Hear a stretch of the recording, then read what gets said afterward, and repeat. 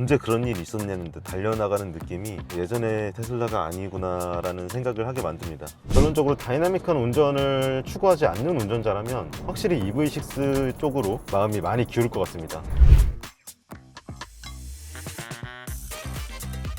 네, 테슬라 모델 3입니다. 저는 지금 서울 은평구에 있는 집에서 오늘 촬영지인 경기도 여주까지 경로를 찍고 이동하고 있습니다. 어젯밤에 충전을 좀 했습니다. 촬영장까지 거리가 좀 돼서 집 근처 슈퍼차저에 들러서 충전을 물렸는데 97%까지 배터리를 채웠고 그때 주행 가는 거리는 421km가 떴습니다. 그래서 조금 전에 트립을 다시 초기화하고 촬영장으로 이동 중입니다. 제가 모델 3를 운전해 본 지가 벌써 4년이 넘었더라고요. 옛날에 빨간색 듀얼모터 시승차를 타봤었는데 한동안 테슬라를 너무 안 타다 보니까 이 브랜드에 대한, 테슬라라는 제품에 대한 감이 너무 떨어져 있어서 어제 저녁에도 좀 많이 타봤습니다. 많이 타봤는데 정말 4년 사이에 아주 많이 바뀌었구나 라는 걸 체감하게 되더라고요. 방금 제가 쓰는 이 방향지시등, 원래 이게 아니었던 것 같은데 어느샌가부터 이 운전대 위에 들어간 버튼식으로 바뀌었습니다. 저는 근데 이 기능 되게 놀랐어요. 처음에 되게 불편할 줄만 알았는데 막상 써보니까 되게 똑똑하게 작동한다는 걸 알 수 있었습니다.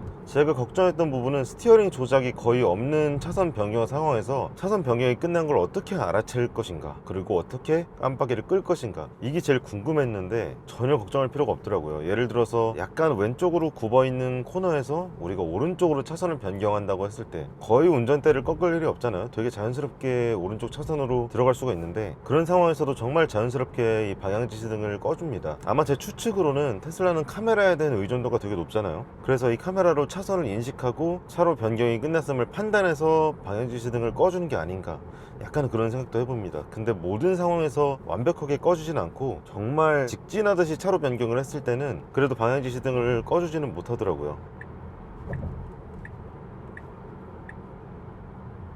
이 정도 스티어링 조작을 했는데도 감쪽같이 꺼줍니다. 다만 좀 적응을 해야 될 건 위에가 오른쪽, 아래가 왼쪽 방향지시등인 걸 계속 인지를 하고 있어야 됩니다.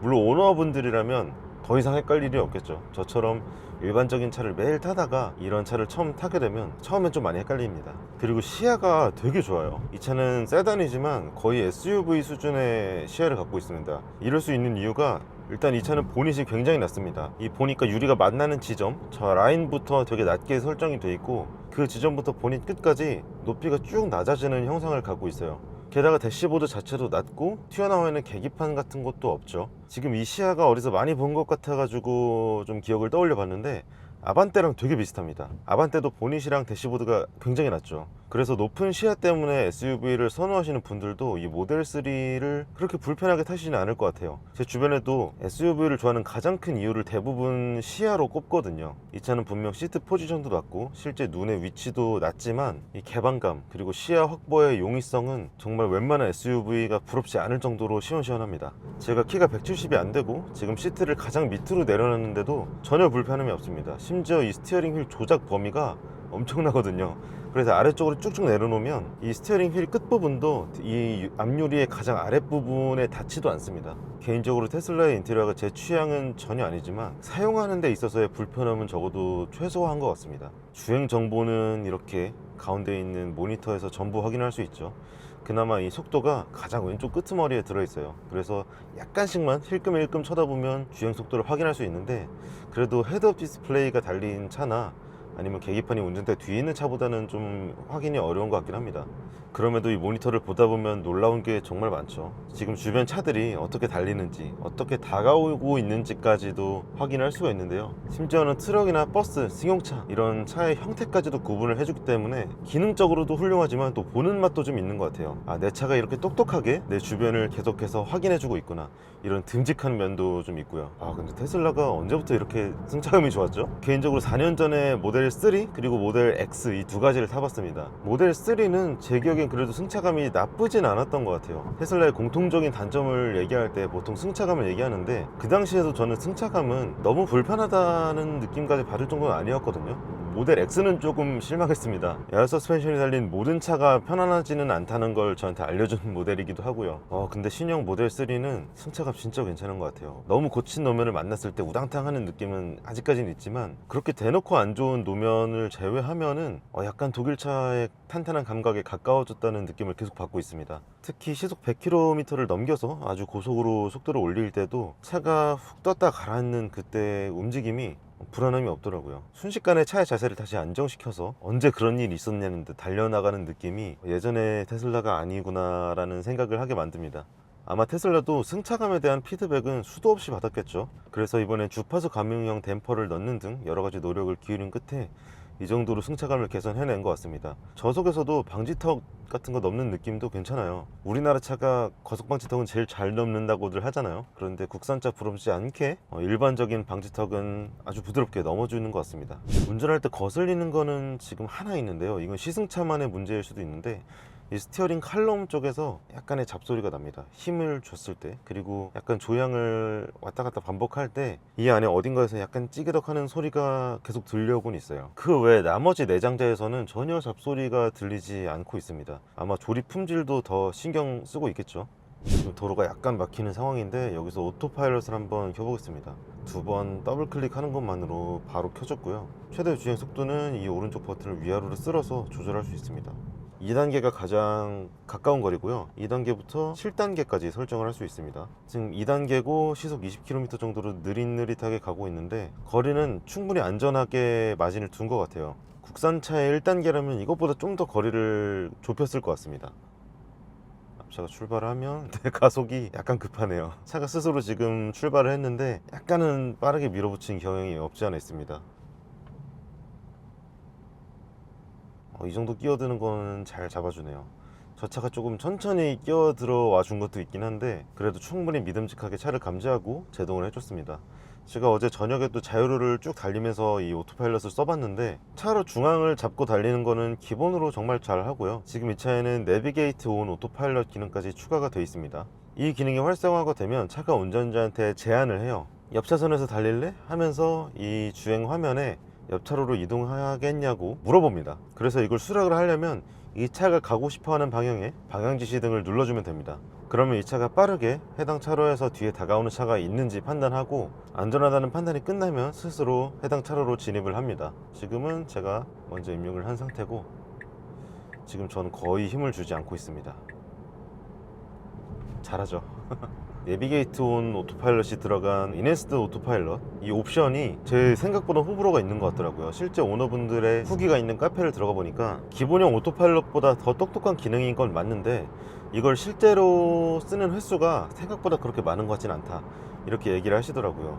이 옵션에 대한 고민이 될 법도 한 게, 이 옵션 가격이 약 450만원 정도 됩니다. 풀 셀프 드라이빙 FSD보다는 반값이긴 해요. 제가 느끼기에도 좀 그렇습니다. 이 기능 신기하고, 테슬라가 이 정도까지 만들었구나를 느끼기에는 충분한 기능이긴 한데요.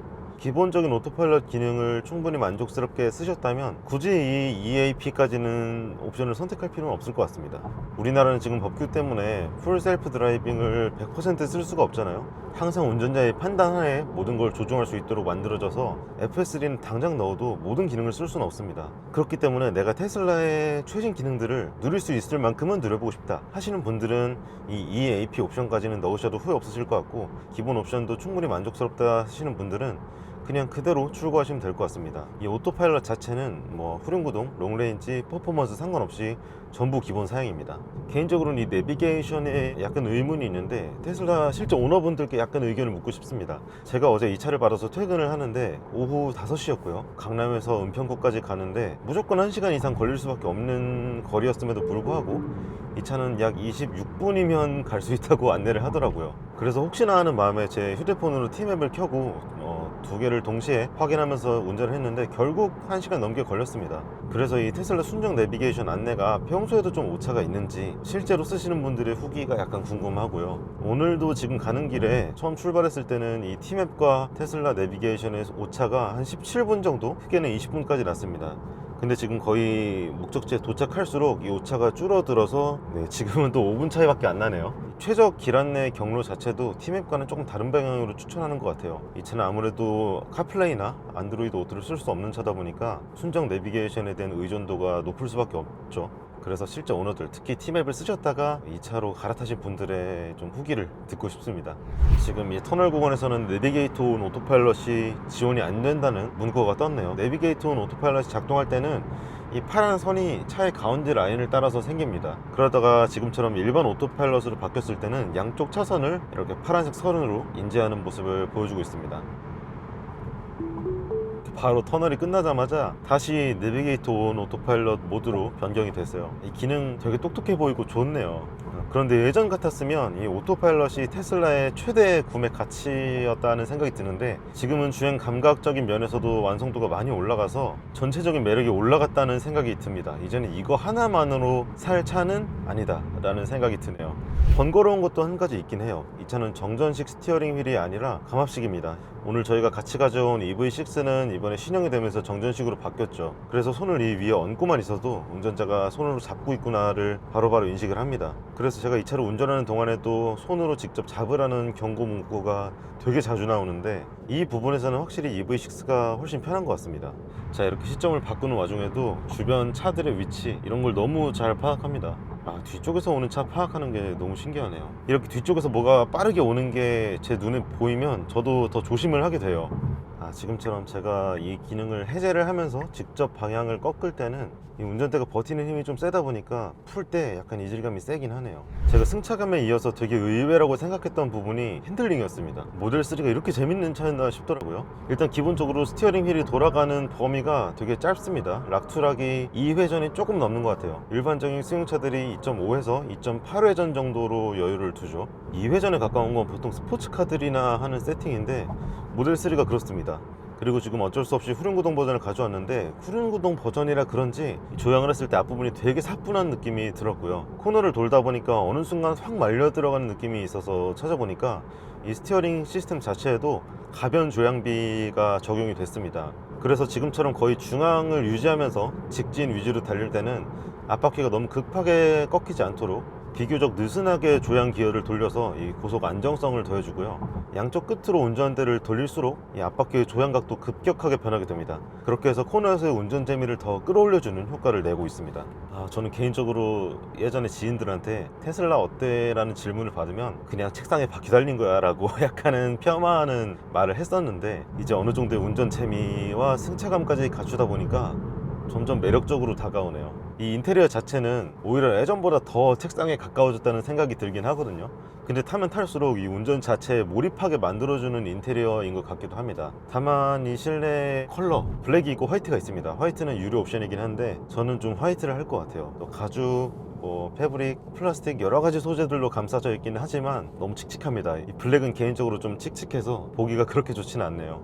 도착까지 약 20분이 남았는데 47km를 달렸고 평균 에너지는 킬로미터당 100W를 썼다고 나옵니다. 일반적인 차들이랑은 표시하는 단위가 좀 다르네요. 출력은 정말 충분합니다. 굳이 롱레인지가 생각나지 않을 정도로 밀어주는 힘이 좋고요. 최고 출력이 283마력이고 최대 토크는 42.7kgm입니다. 싱글 모터인데도 280마력이 넘는 아주 충분한 성능을 내주고 있고 스포츠 모드란 개념이 따로 없긴 한데 가속 반응 설정은 할 수 있습니다. 지금은 컴포트 모드로 설정을 해놔서 가속 페달을 갑자기 세게 밟아도 부드럽게 힘을 끌어주는 그 느낌을 내고 있고 주행 설정에서 표준으로 바꾸시면요 순식간에 힘을 확 몰아주는 그런 모드로 바꿔줍니다. 이 표준 모드는 왜 표준인지 모르겠습니다. 사실 이게 스포츠고 컴포트 모드가 표준이 맞는 것 같아요. 이렇게까지 급격한 가속을 할 일은 일상생활에서는 별로 없을 것 같습니다. 컴포트 모드에서도 충분히 빠르게 가속을 할 수 있습니다. 출력을 제한하는 게 아니라 초기 반응을 더 부드럽게 하는 거기 때문에 굳이 표준 모드로 막 돌리고 싶지는 않더라고요. 모델 3를 타시게 될 분들이 또 하나 적응해야 할 건 이 페달 감각입니다. 지금 테슬라 모델 3는 회생제동 단계를 직접 조정할 수가 없습니다. 기본적으로 회생제동이 잡혀있는 상태거든요. 약간 현대기아의 아이페달로 비유하면 한 2단계, 3단계 정도 될 것 같아요. 너무 세진 않은데 그래도 페달에서 발을 떼면 유의미하게 속도가 줄어듭니다. 그래서 저속으로 다닐 때, 좀 막히는 시내에서 다닐 때는 원페달 드라이빙도 가능하고요. 완전 정차까지 지원을 하니까요. 멈춰줄 때도 거의 KTX 멈추듯이 아주 부드럽게 멈춰주기 때문에 편의성이 있긴 있습니다. 이 회생제동 강도는 약간 균형점을 찾은 게 아닐까 싶어요. 너무 일상에서 불편할 만큼 세게 잡히지는 않되 원페달 드라이빙은 충분히 가능할 만큼의 그 힘으로 회생제동을 걸어주는 것 같습니다. 지금 앞에 스파크가 좀 느리게 가고 있어서 이 시스템이 왼쪽 차선으로 갈래? 라고 제안을 했습니다. 제안을 하자마자 뒤에서 엄청나게 빠른 속도로 차가 하나 오니까 바로 안내를 지워버리네요.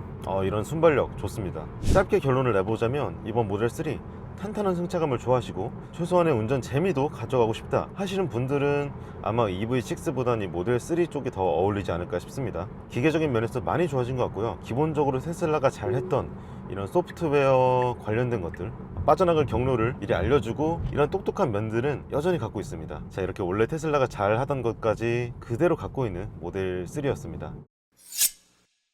네, 이제 EV6로 갈아탔습니다. 저희가 여기 도착하자마자 오늘 비가 오기 전에 간단하게 가속력 테스트 그리고 제동 테스트까지 해봤습니다. 가속력 테스트는 사실 4륜구동 대 4륜구동이 아니라 후륜구동 대 4륜구동, 약간의 출력 차이가 있기 때문에 이 부분 감안해서 봐주시면 될 것 같은데, 일단 지금 타고 있는 EV6 GT라인 롱레인지는 평균 5.1초대가 나왔고요. 모델 3는 평균 6.2초대가 나왔습니다. 조건은 동일하게 성인 남성 2명이 타 있었고요. 에어컨은 22도로 오토로 설정해 놨었습니다.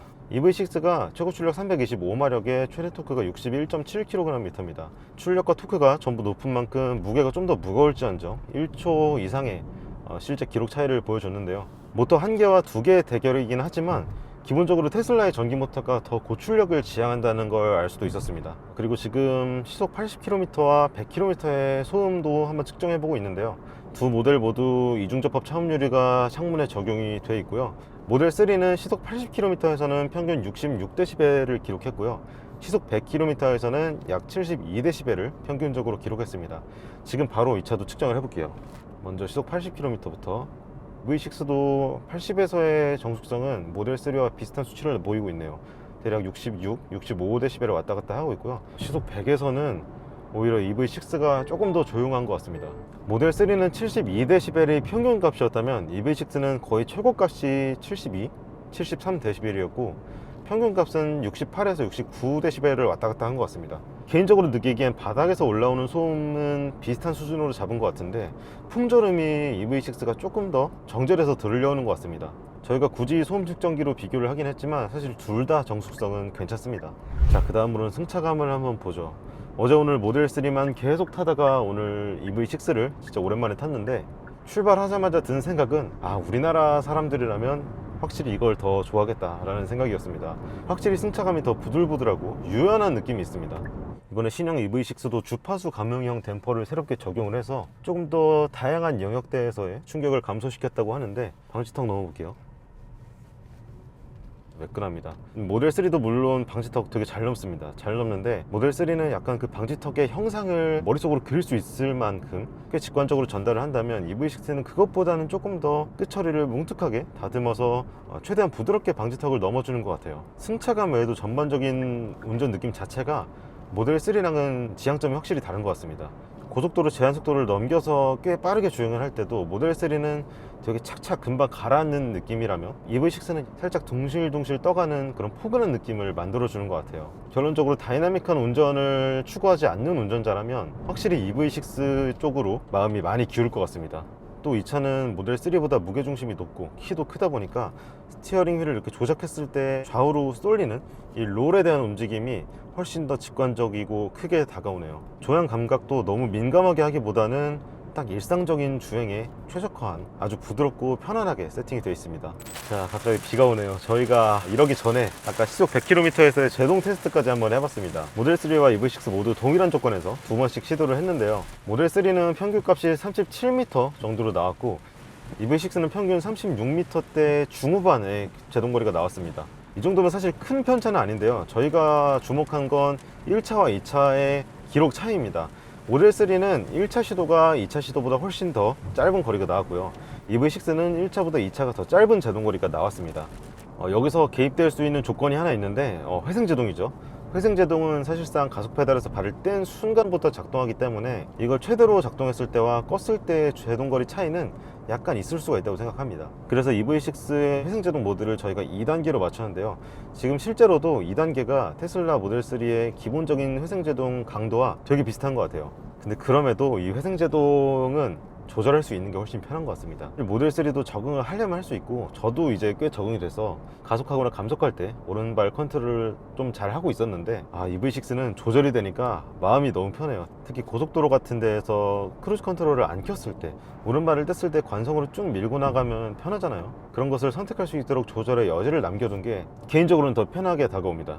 지금 모니터에 순정 지도를 띄워놨고 어댑티브 크루즈 컨트롤을 켜놨습니다. 사실 이 정도면 아주 만족스럽죠. 충분히 현대기아의 시스템은 잘합니다. 중앙 유지도 잘하고 거리 조절도 잘하고요. 특히 이번에 신형이 되면서 스티어링 휠이 정전식으로 바뀌었습니다. 어댑티브 크루즈 컨트롤을 켜고 직진을 계속할 때 손에 딱히 힘을 주지 않아도 손의 정전기를 감지해서 스티어링 휠을 쥐고 있다는 걸 인식하는 시스템이죠. 모델 3는 그게 안 되니까 좀 거슬렸어요. 특히 고속도로를 장시간 탈수록 고의로 스티어링 휠을 흔들어야 되는 상황이 계속 발생하겠죠. EV6는 그 점에서 이제 자유로워졌습니다. 대신에 나머지 것들, 이 자율주행 기능의 근본적인 것만 따져보면 여전히 오토파일럿이 더 우위에 있다라는 생각도 듭니다. 정말 기본만 따지자면 이 시스템도 만족스럽게 쓰실 수 있는데요. 이 모델 3의 커다란 모니터에 떴던 그 주변을 항상 경계하는 시스템, 그리고 교통 흐름을 인식해서 운전자에게 차선 변경을 제한하는 그런 것들은 차가 운전자가 명령하기를 기다리기만 하는 게 아니라 스스로 생각하고 또 아이디어를 내는 그런 활동을 한다는 걸 내가 소유하고 있다는 그 자체, 이것만으로도 만족도가 약간 올라가는 느낌이 있는 것 같습니다.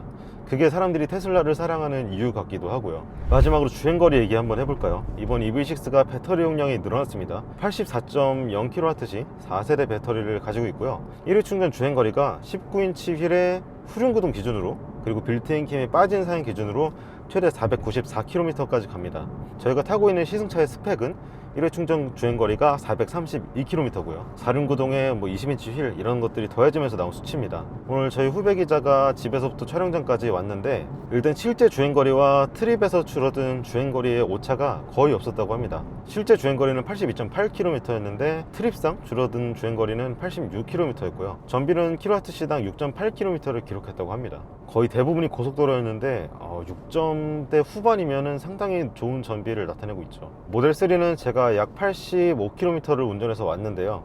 출발할 때 주행거리는 약 410km가 조금 넘게 있었고 도착했을 때 잔여 주행거리는 342km였습니다. 오늘 영상 29도의 날씨, 오전에는 한 영상 26도 정도 됐을 거예요. 두 차 모두 동일한 주행 환경에서 실제 주행거리와 트립상 줄어든 주행거리가 꽤나 일치하는 모습을 보여줬습니다. 자, 그럼 주행 부분에서의 정리를 간단하게 해보자면요, 이 두 차는 운전자의 드라이빙 성향에 따라서 취향이 확실하게 나뉠 것 같습니다. 조금 더 스포티한 운전을 즐기시고 고속에서도 땅에 착 달라붙어 달리는 느낌을 좋아하고 또 낮은 시야와 자세를 좋아하시는 분들은 당연히 모델 3를 선호할 수밖에 없을 것 같고요. 다이나믹한 운전보다는 더 편안하고 그리고 SUV에 가까운 높은 시야를 원하신다면 이 EV6가 확실하게 취향에 맞으실 것 같습니다. 게다가 두 차는 인테리어 컨셉이 너무나도 다르기 때문에 운전 중에 직관적으로 여러 기능을 쓰고 싶고 또 내가 익숙한 곳에, 내가 알던 곳에 내가 아는 기능이 있었으면 좋겠다 하시는 분들은, 특히 국산차를 원래 타시던 분들이라면 EV6가 사용하시기 훨씬 편하실 겁니다. 모델 3는 적응하려면 시간이 좀 필요하실 거예요. 특히 저처럼 차에 타자마자 휴대폰을 연결해서 티맵부터 켜는 사람들이라면 이 국산차의 편리함, 익숙함 이런 것들 진짜 무시 못할 것 같습니다.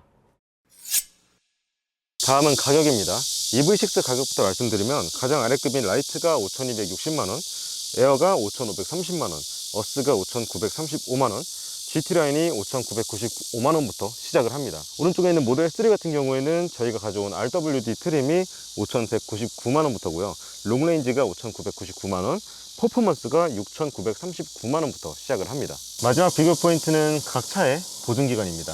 일단 EV6 같은 경우는 일반 보증이 3년 6만 km고요 배터리 보증기간은 10년 20만 km입니다.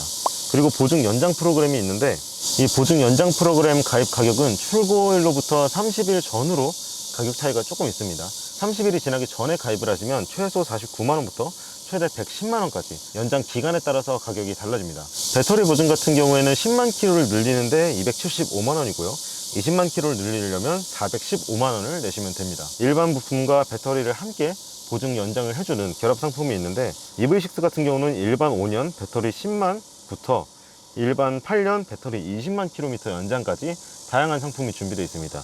최소 가격은 305만 원이고요. 자, 마지막은 테슬라의 보증 정책입니다.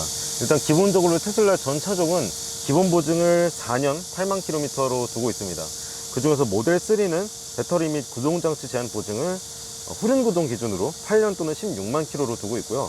롱레인지는 좀 다른데 8년 또는 19만 2천 킬로미터까지 보증을 해주고 있습니다. 테슬라도 보증 연장 프로그램이 있습니다. 기본 보증이 4년 8만 킬로가 끝나기 전 4년 7만 킬로 시점이 다가오기 전에 가입을 할 수가 있는데요. 똑같이 4년에 8만 킬로미터를 추가하실 수 있고 EV6와 마찬가지로 구매 후 30일 이내에 가입할 때가 가장 쌉니다. 가장 저렴한 보증 연장 가격은 30일 이내인 260만 원이고요. 3년에서 4년 사이에 가입을 하시면 340만 원을 내고 연장을 할 수 있습니다. 그런데 이 보증 연장은 기본 보증에만 해당이 됩니다. 테슬라는 배터리 보증 연장을 따로 두고 있지 않기 때문에 기아와 테슬라의 두 가지 보증 정책 잘 확인하시고 구매에 참고하셨으면 좋겠습니다. 이렇게 EV6와 모델 3 실내외 디자인부터 편의사양 또 주행 성능까지 비교를 해봤습니다. 2024년 1월부터 7월까지 기준으로 기아 EV6는 국내에서 6,649대가 팔렸고요. 모델 3는 8,081대가 팔렸습니다. 박스행이라기보다는 확실히 이 모델 3가 수적 우위를 가져가고 있는데요. 국산차로서의 장점을 최대한 발휘하고 있는 기아 EV6 그리고 자신들만의 기술과 컨셉으로 많은 팬들을 만들고 있는 테슬라 모델 3 이 두 차의 대결이 앞으로도 정말 기대가 됩니다. 여러분들은 어떤 차를 고르시겠습니까? 오늘 비교 시승 영상이 여러분들이 전기차를 구매하시는데 많은 도움이 되셨길 바라면서 저희는 또 다른 비교 시승으로 돌아오도록 하겠습니다. 감사합니다.